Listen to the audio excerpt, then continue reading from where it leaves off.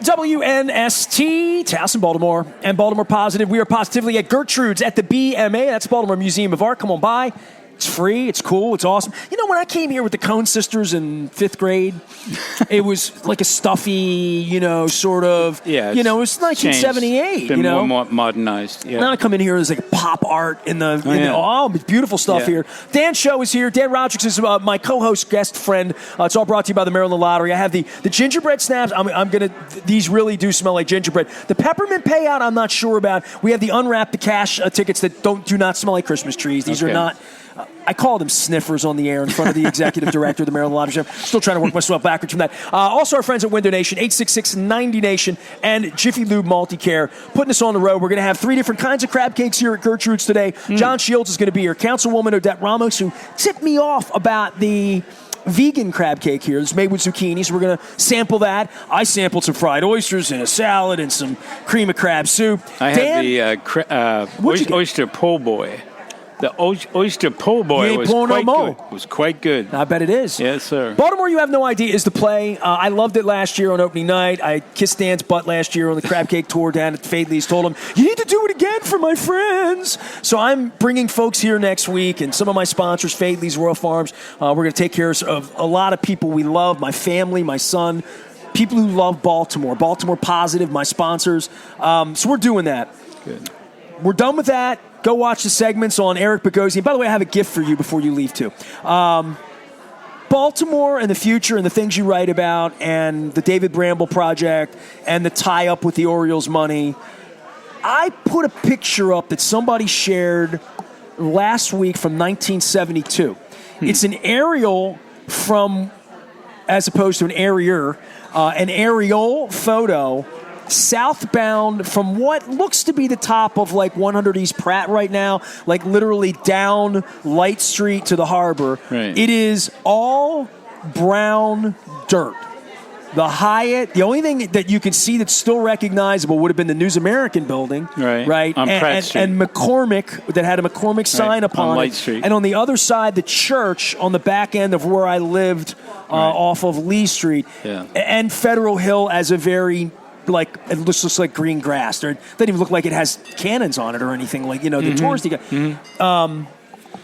It was an empty pallet. And I said 50 years later, in my mind, in my heart, in my soul, having lived here and you made a home here, what they built down there really worked. Yeah. Well, the time you're talking about is the time right after urban renewal when the city decided to condemn and clear away all the old wharfs, the old industrial waterfront of Baltimore in the immediate downtown around the Inner Harbor. So that's why, and it looked like that for a long time. And they said, what are we going to do with it? Yeah, did it look like the Mechanic? Because I know you've been on that. Did it just look? It was empty for a long time. Yes, right. It was actually a public park called Sam Smith Park. There was a statue of, I think it was General Sam Smith, and that statue was later moved to Federal Hill. But it was a public park for a long time, and they had the city fair there for several years. Schaefer became mayor in 1971. And during that period, they were trying to bring people downtown. In the mid-'70s was City Fair, 74, 5, 6, 7, before you got here, right? I believe it started in the 60s and carried into the 70s, and that was the location of it. And then in 1978, Schaefer was mayor, and James Rouse, who was the developer of Columbia, they proposed doing something there other than just a public park. So Rouse proposed Harborplace, which was a waterfront mall, right, with 2 pavilions, Light Street and Pratt Street. A lot of people were opposed to it because they liked the open space. They liked the fact that the waterfront was an open place for the public. But Schaefer felt you got to bring people downtown because people are fleeing. We had a lot of white flight from Baltimore during the 60s and early 70s, and you had to bring people downtown. But there was a fight over Harborplace. And it actually went out to referendum. The voters had to decide whether to give up public space, a public park, for a development. And it did pass. About 100,000 people voted. It passed by about 17,000 votes in 1978. And then that gave Rouse the opportunity to go ahead and develop Harborplace. But he had to leave most of that place open as parkland. That was a condition of the referendum that passed. So there's a little bit of Harbor Place history. I have some. Well, they didn't build on every little nugget of space down there, and I think they used that space pretty wisely. Right. The Science Center. They built the Science Center, an aquarium, and a shopping field. Area, and a field that people have had a lot of fun, and the Rusty Scupper, and just that whole basin. Literally came to life, and I've seen the picture from 50 years ago where it was a blank palette, right? Right. I don't know that it's a blank palette now, but it has some footprints of other things from whatever the Renaissance Mall was. I'm glad you're mentioning this because a lot of people miss a point about Harbor Place. I mean, I think it outlived its usefulness. I don't know that you need it now because so much you don't need it now, but there's so much that's grown up in Baltimore since then. Think about it. I mean, Camden Yards is another example of something that wasn't there when Harbor Place opened. The aquarium only opened like a year after Harbor Place. All the money going to Harbor East as well. All the Four Seasons. That's another whole thing that no one expected. No one expected Harbor East to happen like it did. That waterfront. That whole area is like a city within a city, right? And then now you have Harbor Point, where there's still construction going on there. None of this happened. None of this was there. I mean, Harbor Point was Allied Chemical. Harbor East was John Padarakis' parking lot for H&S bakery trucks. That's all that was down there, right? So a lot has happened since Harbor Place got things cooking. And it outlived its usefulness. It also had terrible management for many years. So removing it now is a good idea. Replacing it with what Bramble proposes, that's another question for the public to decide. Yeah, I'm trying to get him on the show, and I've talked to other people, but I want to talk to him. I'm a journalist. I want to talk to. That's one of the things about Angelos and Bisciotti running and not living here. I mean, all these things that I've pimped for 32 years. Bramble lives here. No, but I'm saying, but for people who don't live here, who want the benefits of us living here and our tax dollars and $600 million for sports teams. Yeah. And I mean, for Bramble, I want to talk to him because people ask me about it, and I'm like, I don't feel like I know enough because I haven't asked enough questions. No. I've invited Eric Costello on, who's been out in front of it. I had Jeff Ratno on a couple of weeks ago, who's a local developer and is a part of the Federal Hill Community Association, with all the questions about transportation and crime and, how are we going to get home from work and what's it really going to, how long is this project going to be? Or whether you should be building a 32 and a 25-story apartment towers on Harbor Place. That's the catch for me. Well, I invested in the Inner Harbor. I'm a unique cat, Dan. I bought a condo. So do the math on this. I bought a condo for $419,000 in 2003 and sold it for $380,000 in 2021. And I put $250,000 of improvements into it. So that was my math of owning a place and being a resident of that literal basin with that view from the 23rd floor. I had a beautiful life. We loved living there. We never really wanted to leave. We didn't have any outdoor space. My wife. You saw my wife fly fishing. We didn't have a garden. We didn't have a grill. We didn't have outdoor space. So after 20 years, we decided, all right, we're gonna move. We couldn't get rid of our place. We couldn't give it away. For years, the plague was a part of that. Obviously, what Pandemic. Freddie Gray, all that happened, right? But to think that they're going to put all of this residential down there, I keep asking the same question, and this will get us into the Maryland Stadium Authority fight, you and I. What's the idea? John Angelos wants all this money, and they're going to give the Ravens this money, and they're going to have improvements to this and bonds for that. At least Bramble has an idea. Like, at some point, I hope he sits with me. I hope he gives the whole... I'll tell you what he'll tell you. There is an idea. I've interviewed him a couple times about this, and I'll tell you what he'll tell you is that downtown needs density. It needs residences, people living there, feet on the ground, and that's what he wants to accomplish. He doesn't feel like Harbor Place can be successful unless you have more residential space. I agree with that. Yeah, but do you agree right on Harbor Place? I mean, he owns, his company, MCB, owns the old News American parking lot, which is now a parking lot. It used to be where the News American newspaper was printed at 300 Pratt Street, right across from Harbor Place. That's been sitting there for years waiting for someone to redevelop it. There was it's the Shake Shack parking lot basically now is what it is. Yes, yeah, that's what it is. It's the space between the hotel and it's right there, 300 East Pratt Street, across from the eastern edge of Harbor Place. I mean, his company has it. I said to him last week, I said, why don't you just Why don't you build your tower there? Why does the tower have to be on Harborplace, which is public land? And I just say to people, I don't take for granted that it's public land. I don't say, oh, well, just go ahead and develop it. It's the last piece of open space down there. I'm saying it should be all open, but you're going from what's basically a pup tent, Harborplace, to a permanent 32 and 25 story buildings on public land. And I think people in the city have to think hard about that. We don't build apartment towers in Central Park. New York doesn't do that. There's go to a lot of cities with waterfront property in Europe and the United States, and it's open. The promenade is great, and it shouldn't all be open. There's got to be something to attract people there. The restaurants are a good idea. I like half of Bramble's plan. I personally don't like see the public land turned over to apartment towers. There's room for that elsewhere. There's office space downtown that needs to be converted to residence to get the density that that would be my point. About. My point would be, what are you going to do with all the rest of it? All the rest of those standing buildings that will never, ever be those old Acme Insurance Company again. Like exactly, literally. yeah. And it's never going to be First National Bank or Provident Bank or Old Maryland Bank. MCB literally. also has one East Pratt, which we think it's where a lot of people know it as the old CMP phone company building. That's where my wife got her start here in Baltimore. She moved. She went for Verizon. Yeah. Well, who knows what they could do there? I mean, there are other places to build. That would be the Kona Grill building for people. Yeah, exactly, the Kona. You're right. So, the idea that you could build a 44-story apartment building on the old News American lot and have 900 apartments just across from Harborplace relieves this whole idea of the building towers on Harborplace itself, right? And then as far as the Orioles go... But what's the there? I mean, the harbor is the there.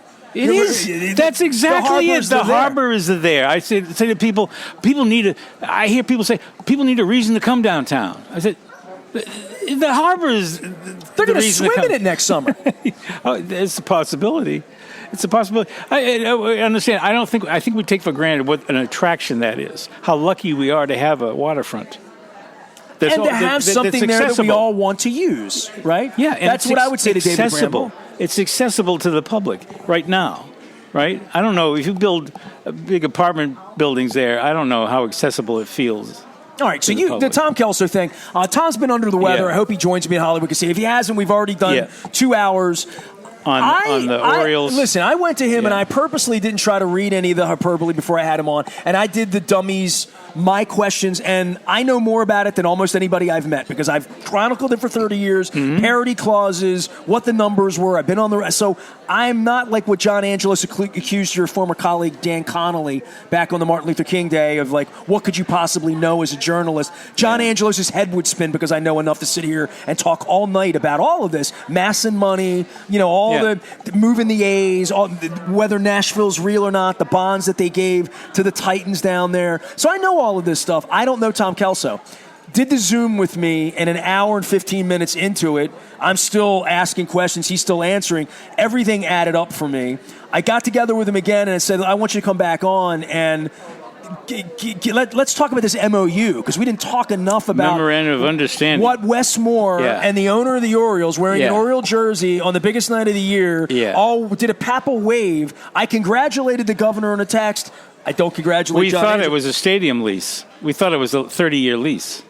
It wasn't. It was a memorandum of understanding. It was a little bit of a duping at the behest of John Angelos. So leading into playoff tickets and all that. Know. But we don't have a deal, dude. It's December. There's no deal. Yeah. So Kelso was going to come back on, and I said to Tom, I said, look, we've done this and that and my questions. Let me sit back a little bit and let's make a case for the public called Stadiums for Dummies. Because I think one of the issues is talking about this in 5-minute snippets and certainly 30-second sound bites on television is not the richness for what we're talking about, a giveaway to these billionaires for these stadiums that are already there.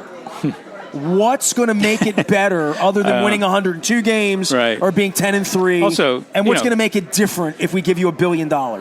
Yeah, $1.2 billion between the Orioles and the Ravens. Well, there's $1 billion each if John gets his way, right? Yeah. Because if Angelos gets his way... The Ravens have to get their way. Right, exactly. And he wants the development rights, and now we had a story in the Sun the other day that looked like they're trying to separate a lease agreement from discussions and negotiations over developing the land around Camden Yards. So the public subsidy of the Orioles going back to 1988 is north of $1 billion. 1.8 billion, I think, is what we reported this week. We tallied it all up for a company that grew from 150 million to 2 billion under our watch. Yeah, I know. It's the amount of money the public is giving them is basically the same amount of money that the asset has grown. Right, I know, I get that. Yeah, That's an unbelievable thought. Yeah, and then I think we all are living in this fear that we're going to lose them. I'm not. And I don't buy it. It seems like a lot of trouble to go through for a team that probably won't be able to move because the commissioner says the Orioles will never leave Baltimore. They're looking to expand to 32 teams, Nashville right? doesn't have $600 million waiting for him. As a matter of fact, Nashville just went for county money, state money. The city of Nashville, somebody told me this in the legislature. Somebody from the Eastern Shore said to me, the city of Nashville bonded $800 million for that stadium. The city did that. The city bonded $800 million. Yeah. He said, I've never heard of a city. Like, that's unheard of, but they have a different purpose for that football team in that stadium there because it's Nashville. They're trying to compete with Vegas. Yeah. So having Taylor Swift hang out there for 12 days, and they're the country music, they're going to use that stadium for concerts and events. Baseball, but on baseball, you don't see them moving there. Well, my point is they've already gone to they're tapped out. They're stadiumed out. Yeah. So John Boy wants to move down there. Here, John, here's your AA stadium with 12,000 seats. Good luck with that. You put all of your family's money into building the stadium as opposed to leaving something that's built, we're giving you $600 million. Like MLB has stated that they're interested in expanding to 32 teams.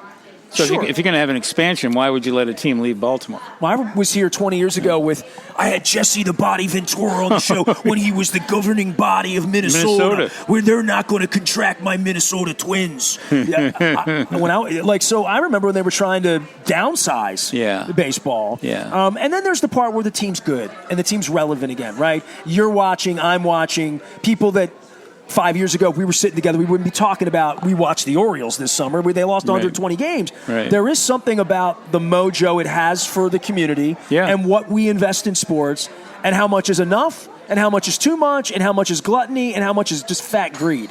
And in this case, the notion that we could give the Angelos family the land and then they could sell the team and just keep and squat on the land is the biggest flim-flam there's ever been flim-flam. Yeah, I don't know why you don't let the stadium authority develop it. Well, they're trying to close the stadium authority. Yeah, I know. Which is at the heart of it. That's what Kelso says. I mean, he's probably right. You can't take the authority out of the stadium authority. So anyway, all right. So you're not on Team Angelos in this, you're on Team Baltimore. Yeah, I don't want to, I like to see the Orioles succeed, but I have a lot of questions about what's going on here. Do you really think Angelos that legislators will go to Annapolis and say, this is it? We're not giving you this money in Pound Sand. Why wouldn't they say that? Because the Colts left 40 years ago? Yeah, I think we're going to a lot of trouble and expense for something that's not going to happen out of a worry that something might happen. I don't, the governor, I don't know. The way everybody sort of jumps on board here, although there are skeptics, Bill Ferguson, saying, I want to see a stadium deal, the state senator. That's all good. The Senate president, that's good. I want to see a plan if we're going to give you $400 million more in the land. Give me a plan. When I see the governor doing this big whoop-whoop at the stadium with John Angelos, making it look like there's a stadium lease when it really isn't. There's a memorandum of understanding the next day it comes out. Or when I see him standing with David Bramble from day one in support of the Harborplace plan, along with the mayor, I said, well, wait a minute, maybe you should keep a little bit of a distance here. Larry Hogan, the former governor, Mr. Businessman, right? It's a little bit of a distance here and just, look this over before you jump on board. That's what I would like to see from the official leadership of the city. Well, that's what I'm doing, and that's what you're doing as residents, as taxpayers, as journalists, as asking questions. Yeah. Yeah, I'll get on board if I love it. Sell me on it. You're a salesman. Sell me, right? Yeah. And that's what I'm going to say to the governor, whom I like, who I voted for, who lives in this district. Odette Ramos will be here later on. We're going to talk about how are you on him? I mean, it's report cards for governors 10 months in. I don't. You know, it's like report card for Brandon Scott. The report card's going to come next year when Sheila Dixon beats him in the primary, right? Like, the report card comes from the people. You think Sheila Dixon's going to beat Brandon Scott? I have no idea. Oh. I don't know. You have no idea? I have no idea. That's why I'm coming to the show. Yeah, I don't know if that's going to happen. I don't know. The mayor's done some good things. There's some points in the city that people have been crying about for years. All of us have been upset about the rate of crime and violence here. That finally seems to be turning a corner, maybe. I don't know. I hope so. That's going to help the mayor. Well, we're all looking for answers on that term, right? I mean, whatever we're talking about at the harbor, whatever we're talking about at the baseball team. You got to have public safety. People got to feel safe about coming downtown again. Yeah, I still hear that from people that they don't feel safe down there. But remember, Harbor Place is not what it was. You know, the management that ran that place for the last 10, 15 years, it was awful, right? It was awful. And the place was just allowed to deteriorate. So people kind of like the baseball team at various points. Yeah. I mean, but honestly, you know, and they're building that back, right? Yeah. Yes. Well, all right, Dan. All right. Baltimore, you have no idea. It's his show. It's here at the BMA. I will be having some beverages before and after here at Gertrude's. We're going to have the crab cakes, all brought to you by our friends at the Maryland Lottery. I have They are scented. They're not sniffers. This is the O Snaps. We're giving these away out here. Our friends at Window Nation as well, 866-90Nation. And Jiffy Lube Multi-Care. Tickets for your Valentine's Week show for the Baltimore docket. The second play, Second play, not on sale yet, right? Yeah, no, they're on sale. Yeah. Same website, youhavenoidea.org. Yeah, you can buy tickets for the February show. Well, I'm late to the party. I better pick a night. It's not until February. Well, here's your problem. Now, the Ravens are going to win the Super Bowl in February. I've taken that into account. You know there's a parade. You've done all that. Are you a believer? The parade will be during the week. Believer? We're not going to be in conflict with the Ravens. Okay. I charted that out when we set the dates. So you're a believer. You planned this around the Ravens winning the Super Bowl. Oh, yeah. Patrick Ricard's going to score the winning touchdown. Always a New England guy. There's got to be a New England Maine, right? here. Absolutely. Dan Rodricks is here. He'll be telling stories about Rhode Island, as I remember in a story, and your dad. I grew up on the South Shore of Massachusetts, right near the Rhode Island line. You could come hear the whole story. He tells it. In Baltimore, you have no idea. Dan Rodricks, my friend, my mentor. Thank you. My fishing coach. 10 o'clock, 2 o'clock, 10 o'clock, 2 o'clock. Is that good? Hey, by the way, hold on a second here. If you get off the cord, I have a gift for you. Where are you going? Hold on. Let me get off set. Entertain the people. Talk to the people, Dan. All right. I have something in my bag. I have something in my bag for Dan. I have something in my bag for Dan. Okay. Here it is right here. Here he comes. Dan, tell everybody what it is and hold it up for the camera. Let everybody know what that is. Oh, my God. What is that? It's a VHS edition of Sex, Drugs, and Rock and Roll with Eric Bogosian, who's the guy who kind of inspired me to do a one-man show with a cast of 7.